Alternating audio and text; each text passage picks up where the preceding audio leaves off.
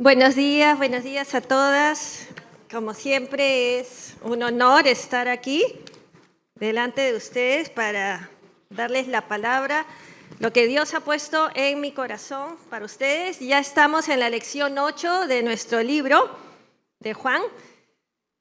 Así que preparen sus corazones, vamos a orar. Oh, amado Espíritu Santo, gracias Señor por este día. Te pedimos, Espíritu Santo, que te muevas en este lugar con libertad y con poder, Señor, derribando estructuras mentales que estén en contra de tu verdad, Señor. Abre nuestros ojos espirituales, nuestros oídos espirituales para oír tu revelación, Señor, que esa verdad, Señor, impartida, Señor, transforme nuestras vidas, Señor, y nos traiga libertad, Señor. Quita toda duda, incredulidad, mentira que el enemigo ha puesto en nuestros corazones por tanto tiempo, que seas tú, Señor, trayendo esa verdad, Señor, que nos hará libres, Señor. Te entrego este tiempo, Maestro de maestros, que seas tú hablando a través de mí. En el nombre de Jesús. Amén. Amén. Amén, amén. Entonces, bueno, voy a partir de la premisa de que la Biblia es la palabra de Dios, ¿ok? Que no haya duda, eso es inspiración total del Espíritu Santo y que Jesús, el Hijo de Dios, es 100% hombre y 100% Dios. ¿Ok? Entonces vamos a empezar en 1 Juan. No voy a decir todos los versículos paso por paso porque eso ya lo van a ver en su familia de amor, pero sí vamos a tocar algunos versículos, vamos a hacer una reflexión de ellos. En 1 Juan 5:1 dice: todo aquel que cree que Jesús es el Cristo, es nacido de Dios, ¿ok? Condicional, el que cree que Jesús es el Cristo, es nacido de Dios, ¿ok? Y todo aquel que ama al que engendró, ama también al que ha sido engendrado por él. Entonces, ahora voy a hablar un poquito de qué significa la palabra Cristo, ¿ok? Cristo significa ungido, y es el título que revela quién es Jesús y cuál es la misión que él tiene. Recuerden que la Biblia es escrita la mayor parte del Antiguo Testamento en hebreo y en el Nuevo Testamento en griego. En el Nuevo Testamento la palabra Cristo en griego es Christos y esa es la traducción en hebreo que es Mesías, Meshá, ¿ok? Entonces Mesías y Cristo significan lo mismo, el ungido, ¿ok? Entonces, en el Antiguo Testamento a las personas se les ungía con aceite para cumplir un propósito divino en esta tierra. Por ejemplo, habían 3 grupos, que era, por ejemplo, el rey, que era ungido para cumplir, como el rey David, por ejemplo, que era ungido para cumplir un propósito que era, por ejemplo, gobernar al pueblo de Dios. El sacerdote, que era, por ejemplo, Aarón, que era ungido pues para poder representar al pueblo de Dios delante de Dios y también para hacer sacrificios. Y el profeta, que era ungido, era llamado para capacitar, era capacitado para poder revelar la palabra de Dios, dar el conocimiento o comunicar la palabra de Dios al pueblo. ¿Ok? Entonces, eran 3 oficios que eran ungidos para cumplir un propósito divino. Y esas unciones apuntaban a alguien mayor, a alguien superior, que era el Mesías prometido por Dios. Cuando la Biblia le dice a Jesús es el Cristo, porque eso lo declara la palabra, está afirmando que Él es el ungido divino, el enviado por Dios y que cumple a la perfección esos 3 oficios. Cristo como el Rey. Sabemos que Cristo es el Rey de Reyes, Señor de Señores. Él reina sobre el reino de Dios. Su poder no tiene fin. Su reinado no es temporal, es un reinado eterno. Su reinado es de justicia, paz y verdad. Y un día toda rodilla se doblará ante su reinado. Cuando venga por segunda vez, no habrá religión, no habrá persona alguna que no reconozca su señorío. Toda rodilla se doblará ante él. Segundo, Cristo es sumo sacerdote. Él reconcilia a nosotros, a la humanidad, con el Padre. Sin su obra en la cruz no podríamos tener acceso al Padre ni al trono de la gracia. No solo habla de la verdad, sino Él es la verdad. Sus palabras muestran el corazón del Padre. Está a la diestra del Padre intercediendo continuamente por quienes creen en Él. ¿Okay? Y Cristo es el sacerdote, Dios es el sacrificio perfecto. ¿Okay? Él mismo se ofreció para el perdón de nosotros, de nuestros pecados. Y Cristo es el profeta, Él es el que revela perfectamente quién es el Padre, ¿ok? No solo es la verdad, no solo habla la verdad, sino Él es la verdad. Sus palabras muestran el corazón del Padre. Recuerden que Él y el Padre son uno solo, y Él nos enseña el camino a la vida eterna. Él dijo: yo soy el camino, la verdad y la vida. Nadie llega al Padre sino por mí, ¿ok? Entonces, cuando nosotros decimos que Jesús es el Cristo, Jesucristo o Cristo, ¿ok? ¿Qué cosa estamos declarando o confirmando? Pues que Jesús es el Mesías prometido del Antiguo Testamento, que Jesús es el Rey de Reyes, Señor de Señores, que es el Salvador del mundo, que es el Hijo de Dios, el Mesías, el Señor de toda creación, el Redentor de toda la humanidad. Entonces, ¿se dan cuenta la carga, el poder que hay en esa palabra Jesucristo y Cristo, la revelación y confirmación de lo que significa? ¿Ok? Él es el Rey eterno, el sumo sacerdote. Por eso cuando la palabra en 1 Juan 5 dice de creer que Jesús es el Cristo, no simplemente estamos creyendo en un hombre, sino estamos creyendo que Dios se hizo hombre, que Jesús es el Hijo de Dios, que Jesús es el enviado del Padre, es el cumplimiento de todas las promesas mesiánicas y es el único que nos puede dar vida eterna. Jesús cumplió más de 300 profecías mesiánicas. No estoy hablando de una, de dos, de cinco, más de 300 profecías mesiánicas escritas en el Antiguo Testamento sobre su nacimiento, su vida, su ministerio, su muerte, su resurrección y su reino. Les voy a decir algunas cuantas. Por ejemplo, Isaías, escrito 700 años antes de su nacimiento, dice en Isaías 7:14: por tanto, el Señor mismo os dará señal. He aquí, la Virgen concebirá y dará a luz un hijo y llamará su nombre Emmanuel, que significa Dios con nosotros. Isaías 9:6-7 dice: anuncia un niño que gobernará con un reino eterno. Admirable consejero, Dios fuerte, Padre eterno, príncipe de paz. Isaías 11, del 1 al 10, habla de una descendencia de 42, de quien reposará el Espíritu del Señor, que es el Espíritu Santo. Isaías 42 presenta al siervo de Dios que traerá justicia a las naciones. Isaías 53 describe al siervo sufriente que cargará con los pecados del pueblo. Pero creer que Jesús es el Cristo implica mucho más que aceptar un hecho histórico o un conocimiento intelectual. La palabra en Santiago 2:19 dice que hasta los demonios creen y tiemblan. Lucas 4:41 dice: también salían demonios de muchos, dando voces y diciendo: tú eres el Hijo de Dios. Pero él los reprendía y no les dejaba hablar porque sabían que él era el Cristo. Entonces acá vemos que los demonios creen y aún tiemblan ante su poder, porque ellos saben que Jesús es el Cristo, saben que Jesús es el Hijo de Dios. ¿Pero por qué no son salvos? Porque los demonios no se someten a su señorío, no se arrepienten de su pecado, no lo toman como Señor, Rey y Salvador de sus vidas, no obedecen a Dios, no aman a Dios, no someten su voluntad al Padre. En cambio, nosotras las creyentes no solo reconocemos que el Hijo de Dios, que Jesús es el Hijo de Dios, sino que depositamos nuestra confianza en Él, lo amamos, nos arrepentimos y procuramos vivir bajo su señorío. ¿no?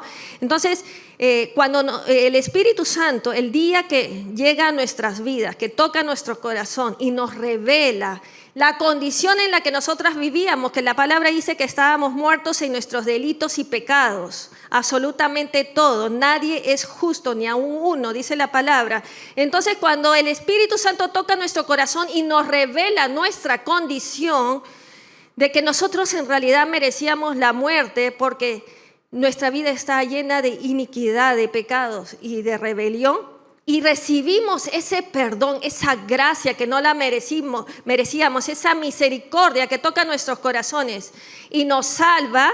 Entonces nosotras, con un corazón agradecido por esa oportunidad que Dios nos da de tener una nueva vida en Él, con Él, una victoria, porque Él, Cristo, ya ganó en la cruz. Con ese corazón agradecido, ¿cómo no lo vamos a amar? ¿Cómo no lo vamos a obedecer si la obediencia en realidad es una respuesta a un corazón agradecido por todo lo que el Señor nos ha dado? Volviendo a leer la palabra, dice la última parte: ama al que engendró, ama también al que ha sido engendrado por Él.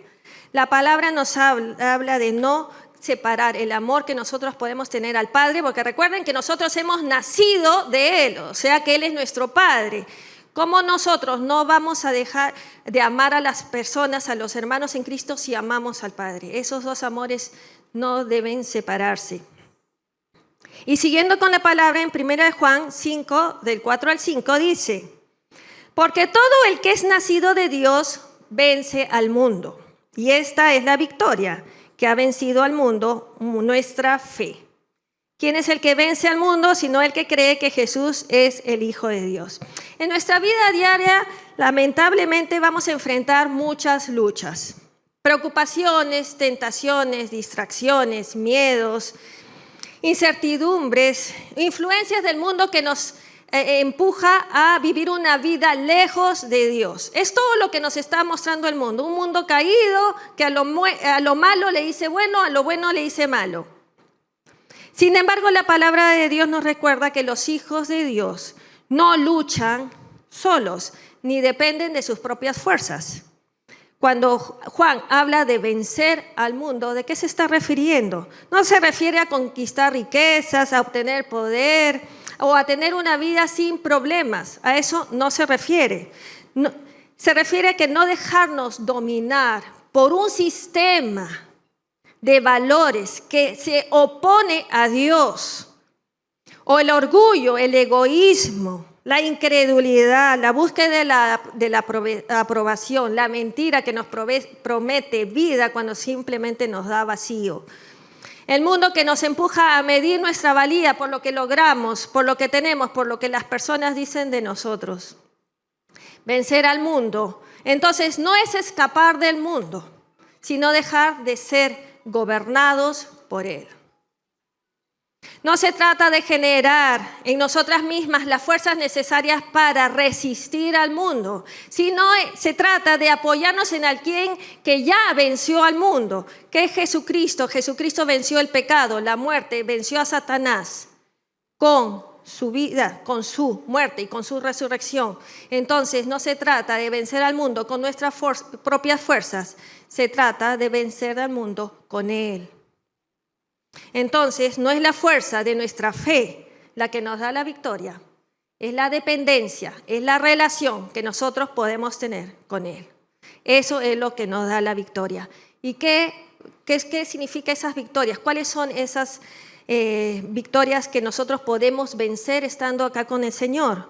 Cada vez que confiamos en Dios, cada vez que tengamos pruebas y que nuestra confianza esté en Dios, ahí estamos y teniendo la victoria. Cada vez que perdonamos y no guardamos rencor en nuestro corazón, cada vez que guardamos nuestro corazón ante cualquier ofensa, porque vamos a recibir ofensas todos los días, dice la palabra. Y cada vez que perdonamos, decidimos perdonar, estamos teniendo victoria en el Señor. Cada vez que obedecemos, cuando lo más fácil es desobedecer, estamos teniendo victoria. Cada vez que mantenemos la esperanza, aun cuando todo se vea negro, teniendo la esperanza en que Dios está obrando, aunque nosotros no estemos viendo los resultados en ese momento, ya estamos teniendo la victoria. Dios no promete una vida sin luchas. La fe no elimina las dificultades, pero cambia la manera en que nosotros vamos a pasar por ellas. Cambia la manera en que nosotros las enfrentamos, porque sabemos que Dios está con nosotros en todo momento y que su amor nunca nos faltará.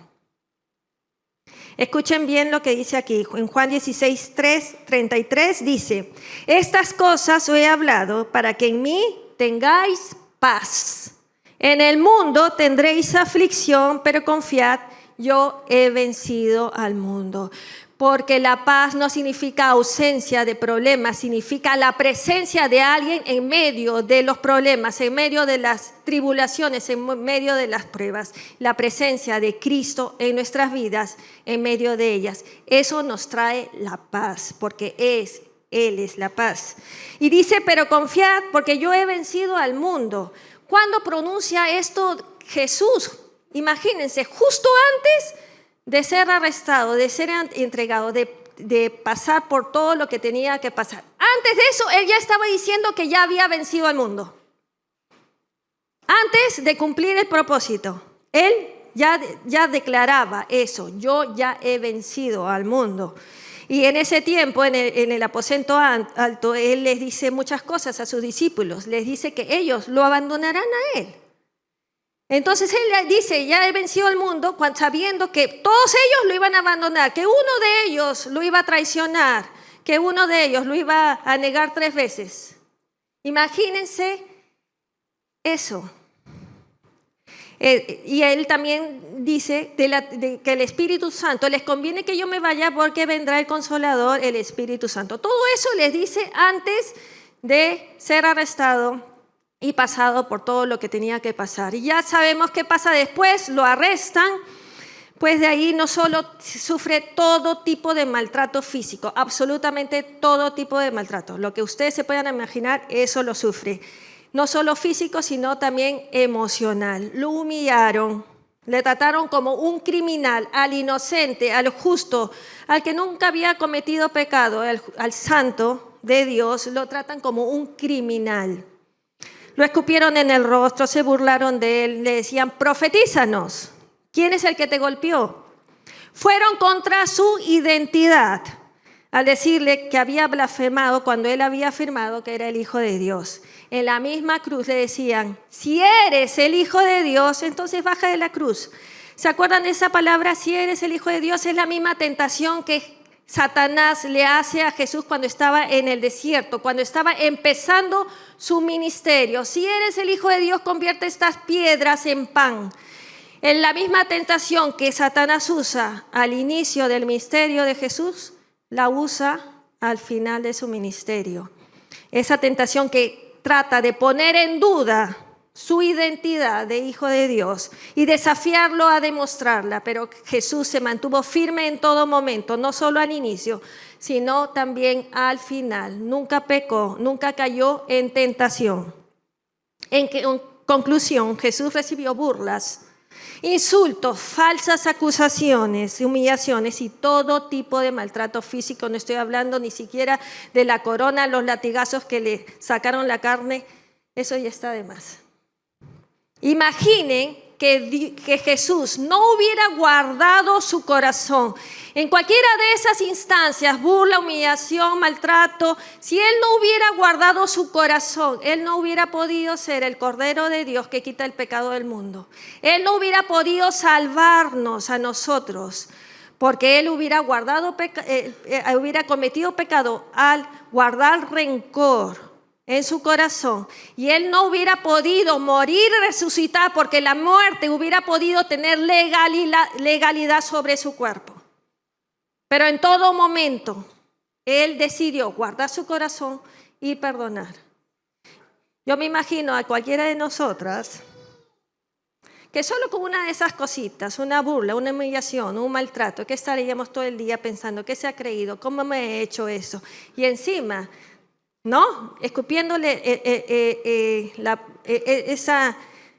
eso a alguien, a una hermana en Cristo, mira lo que me han hecho, ensuciando su corazón. No, esas no somos nosotras, ¿no? Nosotras perdonamos y bendecimos inmediatamente, ¿no? Esas somos nosotras. Bueno, en 1 Pedro 2:23, hablando de Jesús, dice, quien cuando le maldecían, no respondía con maldición. Cuando padecía, no amenazaba, sino encomendaba la causa al que juzga justamente. Incluso desde la cruz, Jesús oró, Padre, perdónalos porque no saben lo que hacen. Increíble la obra perfecta de la cruz, porque todo el mundo habla de la tentación de Jesús en el desierto, pero nadie habla de la tentación que tuvo Jesús en todo momento durante el Calvario. Porque en todo momento el diablo lo tentó para no guardar su corazón. Pero en todo momento él fue fiel y fue justo y no pecó, no cayó en las artimañas del enemigo. Si tan solo tuviéramos esa certeza, esa fe que tuvo Jesús, que la victoria ya estaba delante de él. Y claro, ustedes me dirán, claro, Jesús tuvo la certeza, esa fe, porque él es el Hijo de Dios. Él sabía lo que iba a pasar, sabía que iba a morir y iba a resucitar. Precisamente por eso, porque Jesús no quiere que pongas tu fe en ti, no quiere que pongas tu fe en tus fuerzas ni en tu sabiduría. Quiere que pongas tu fe en Él, que ya venció. El que dice, confía que yo he vencido al mundo. Entonces tal vez pasaríamos la prueba de manera diferente, con ánimo, paz y esperanza. Es un ánimo que no depende que la circunstancia vaya a cambiar inmediatamente, depende de quién permanece contigo dentro de la circunstancia, sabiendo que Dios está obrando cuando aún no lo estás viendo. Y siguiendo el pasaje en 1 de Juan 5:6 dice, este es Jesucristo que vino mediante agua y sangre, no mediante agua solamente. Y vemos una aclaración que Juan habla, que Juan escribe, no mediante agua solamente, sino mediante agua y sangre. Y el Espíritu, que habla del Espíritu Santo, es el que da testimonio porque el Espíritu es la verdad. ¿Qué significa esto? Agua representa el bautismo de Jesús en el agua y la sangre representa la sangre derramada por Cristo en la cruz. ¿Ok? En el bautismo sabemos que el Padre desde el cielo habló, este es mi Hijo amado en quien tengo complacencia, el Espíritu Santo vino, se posó sobre Jesús y ahí públicamente empieza su ministerio. Y en la cruz Jesús derramó su sangre para pagar el precio por nuestros pecados y consumar la obra redentora. ¿Ok? Entonces, inicio-fin del ministerio de salvación.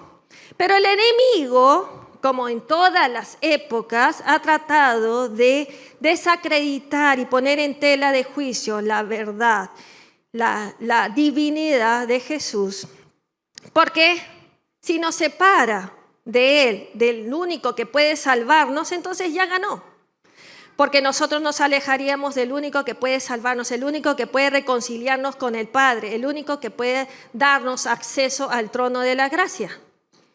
Como todas las épocas, vivimos en un mundo donde existen falsas doctrinas, donde muchas personas no creen en Jesús. Algunos dicen que fue un gran maestro, otros dicen que fue un gran profeta, otros dicen que fue un ejemplo moral, pero no le dan la divinidad que le corresponde.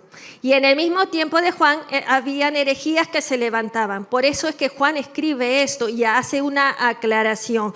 Y esas herejías, una de ellas es que decía que el Cristo divino había descendido sobre Jesús en el momento del bautismo. Desde ya ahí falló, porque Cristo fue concebido por obra del Espíritu Santo y nacido y concebido por una virgen. Desde ahí ya se cumple una promesa mesiánica. Entonces desde ahí ya falló esta herejía, ¿no? Y dice esta herejía que el Cristo divino se retiró en la crucifixión. De tal modo que el que murió en la cruz fue un hombre normal, porque ellos decían que el Hijo de Dios no podía morir. Obviamente, esto es una total herejía. El Hijo de Dios murió y resucitó. Y Juan aclara esto para combatir esta herejía, por eso lo escribe. Y obviamente toda la Biblia es inspirada por Dios y toda la Biblia es palabra de Dios. ¿Ok? Entonces, porque Juan fue testigo ocular de las profecías mesiánicas cumplidas, Juan fue testigo ocular de la vida, de la muerte, de la resurrección y de la ascensión de Jesús en forma corporal al cielo. Entonces, a Juan no lo podían engañar. Y él tenía que hacer la aclaración y pues combatir esta herejía. Además, en la palabra dice que el Espíritu, él mismo, da testimonio de la verdad. ¿Cómo da testimonio el Espíritu Santo? Cuando nosotros recibimos al Señor Jesús como Señor y Salvador, el Espíritu Santo viene a morar con nosotros. Y Él es el que nos da testimonio a nosotros de que Jesús es nuestro Salvador.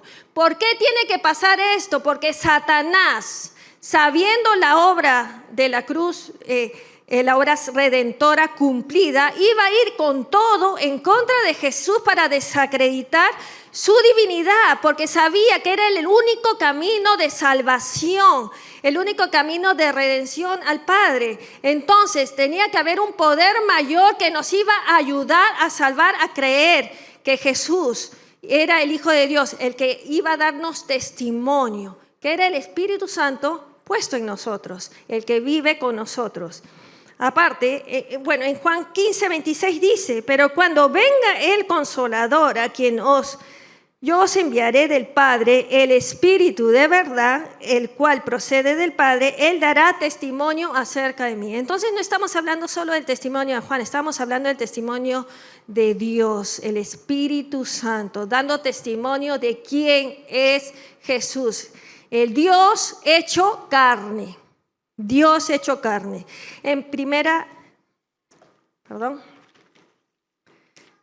Jesús en el aposento alto da esta palabra, ¿no? Antes de su muerte, y dice pues que el Espíritu Santo va a venir pues y una de las funciones del Espíritu Santo precisamente es testificar quién es Él.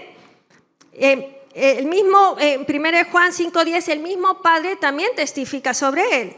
Dice, el que cree en el Hijo de Dios tiene el testimonio en sí mismo. El que no cree en Dios le ha hecho a él mentiroso. Y está hablando del Padre. Porque no ha creído en el testimonio que Dios ha dado acerca de su Hijo. El testimonio que el propio Padre da de su Hijo. Juan no nos invita a basar nuestra fe en sentimientos o en palabras humanas, sino en testimonio de Dios mismo hablando de su Hijo. Nuestra fe descansa sobre una obra histórica y un testimonio divino. En la historia no se puede negar la existencia de Jesús, la muerte, su resurrección. Más de 500 personas lo vieron al Cristo resucitado, a Jesús resucitado por 40 días, se les apareció, y no pueden negar la ascensión de Jesús al cielo en una forma corporal, porque muchos fueron testigos de él. Y la última reflexión, en 1 Juan 5, 11, 12, dice, y este es el testimonio que Dios nos ha dado, vida eterna. Y esta vida está en su Hijo.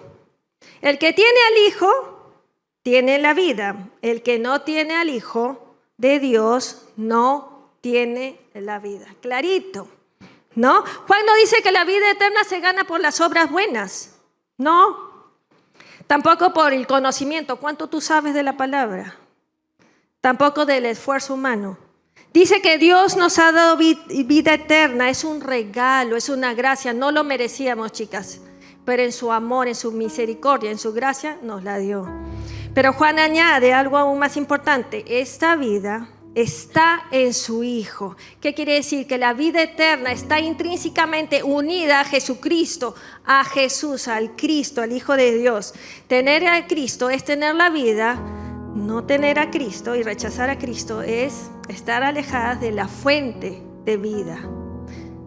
Muchas veces reducimos vida eterna, ¿no?, a esa vida que tendremos después de la muerte física. Y acá no está hablando de eso.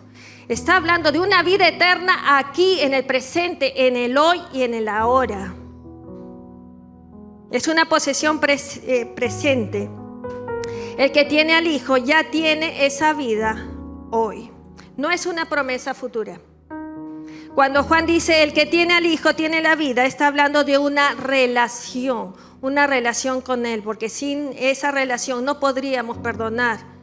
Sin esa relación no podríamos obedecer. No podríamos tener esperanza cuando todo se ve oscuro. Unidos a Él tenemos la vida y tenemos la vida eterna aquí, desde ahora y por la eternidad. No es algo que se da una promesa futura, es en el ahora, en el hoy. Es una vida que depende de estar conectado a la fuente, así como el pámpano, la rama, está conectada a la vid. Si nosotros nos desconectamos a la fuente, que es Jesucristo, entonces empezamos a depender de nuestra alma, los deseos de nuestra carne, y empezamos a morir. Jesús nos dice en Juan 17:3 que la vida eterna es conocer al Padre y al Hijo. En conclusión, en un mundo que busca la vida en el éxito, en el dinero, en el reconocimiento, en el placer, Juan nos recuerda que la verdadera vida está en Jesús. Todo lo demás puede satisfacer por un tiempo, pero solo Cristo, solo Jesús puede llenar el vacío de nuestro corazón y darnos la esperanza de una vida que trasciende la muerte. Y solo en Cristo tendremos vida eterna que empieza desde ahora y para siempre. Sin Cristo no tenemos vida. Ok, entonces eso es lo que nosotros tenemos que afirmar y reafirmar. Cristo, Dios hecho hombre, que vino y venció a la cruz, venció la muerte, venció al pecado, venció a Satanás para darnos a nosotros la victoria. Nosotros, en cualquier situación que pasemos, ya tenemos la victoria porque dependemos no de nuestras fuerzas, no de nuestra fe, no de nuestra sabiduría. Dependemos del que ganó, del que tuvo la victoria. ¿Ok? Amén. Entonces vamos a orar. Oh Padre Celestial, gracias Señor. Gracias Señor porque nos alcanzaste. Tuviste misericordia de nosotros, Señor, cuando estábamos muertas. En nuestros delitos y pecados, Señor, le pertenecíamos al enemigo porque éramos esclavas de él, Señor. Éramos esclavas del pecado, no podíamos decidir, Señor. Pero tú, en tu inmensa gracia, en tu inmensa misericordia nos alcanzaste, Señor, y nos salvaste. Gracias, Señor, por tu obra en la cruz, esa obra perfecta, Señor, y hasta el último momento, Señor, no pecaste, Señor, no caíste en tentación, Señor, para que nosotras pudiéramos tener la salvación a través de ti, Señor. Gracias, Señor, porque fuiste inocente, justo y santo hasta el final. Gracias, Señor, por esa obra perfecta en la cruz, por habernos reconciliado con el Padre, Señor. Gracias, Señor, por darnos esta oportunidad nuevamente de tener un nuevo comienzo, Señor, de vivir unidas al victorioso, al Salvador, al que venció, Señor, no mirando nuestras circunstancias y tratando de vencerlas con nuestra fe o con nuestras fuerzas, sino venciéndolas, sabiendo, Señor, que hay victoria en ti, Señor. Dependiendo y estando conectadas al ganador, al victorioso, al vencedor, Señor. Gracias, Señor. Qué hermoso tener esta esperanza, Señor, que sabiendo que cualquier cosa que podamos estar pasando, Señor, sabemos que tú ya estás obrando, Señor, y que hay victoria después de la prueba, Señor. Gracias, Señor, te amamos, te bendecimos, amado Espíritu Santo, lo que tú has empezado en nosotras, la buena obra, tú la terminarás, Señor. Y esa es nuestra esperanza, Señor.